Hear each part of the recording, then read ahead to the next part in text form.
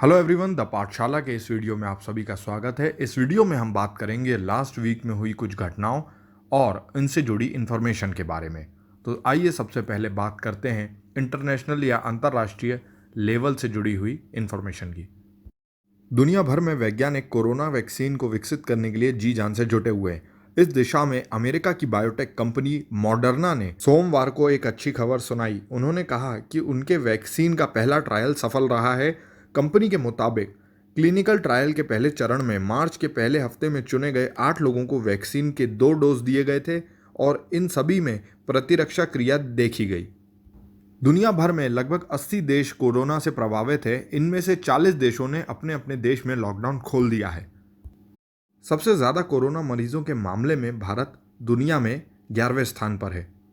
हम जानते हैं कि पूरी दुनिया में लॉकडाउन के समय इंटरनेट की खपत बढ़ चुकी है और इंडिया में इसका लेवल सीधे 30% बढ़ा है।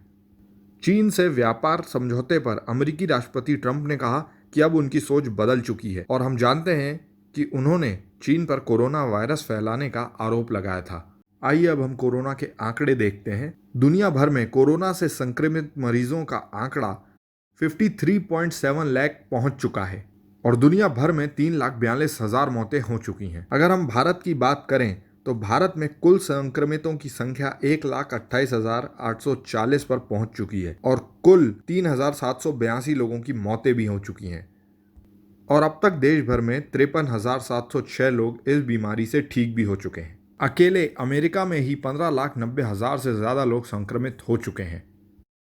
अगर हम दवाइयों की बात करें तो जेनेरिक दवाइयों के लिए दुनिया भारत पर आश्रित हुई है। दुनिया भर में जेनेरिक दवाइयों और टीकों के मामले में भारत का कोई भी स्थान ही नहीं है। दवाओं की दुनिया में भारत विश्व में सबसे बड़ी उम्मीद बनकर उभरा है। जो जेनेरिक दवाइयां भारत में बनाई जाती हैं ये बिल्कुल ब्रांडेड दवाइयों की तरह ही होती हैं और इनके केमिकल फार्मूले भी सेम होते हैं और साथ ही साथ इनसे मिलने वाले परिणाम भी। और इनकी खास बात यह है कि इनकी कीमत ब्रांडेड दवाइयों की तुलना में काफ़ी ज़्यादा कम होती है। अब हम बात करेंगे अंतरिक्ष से जुड़ी हुई एक खबर के बारे में। यूरोपीय अंतरिक्ष एजेंसी ने खुलासा किया है कि धरती की चुंबकीय शक्ति पिछले 200 सालों में 9% तक कम हुई है, जिसकी वजह से अफ्रीका और दक्षिण अमेरिका के बीच चुंबकीय क्षेत्र कमज़ोर पड़ा है और सैटेलाइट और मोबाइल भी इसकी वजह से खराब हो सकते हैं। विमानों पर भी इसका असर पड़ेगा। इसके अलावा इससे होने वाले बदलावों के बारे में वैज्ञानिक पता लगा रहे हैं। चीन ने सुपर पावर बनने की जिद में अपना रक्षा बजट 6.6% बढ़ाया। चलिए अब बात करते हैं कुछ नेशनल इंफॉर्मेशन के बारे में। राजस्थान, पंजाब, हरियाणा, हिमाचल इन राज्यों के औद्योगिक क्षेत्रों में 50% तक उत्पादन शुरू हुआ है। 1 जून से 200 नॉन एसी ट्रेनें चलाई जाएंगी। 25 मई से देश में 1/3 घरेलू उड़ानें संचालित होंगी।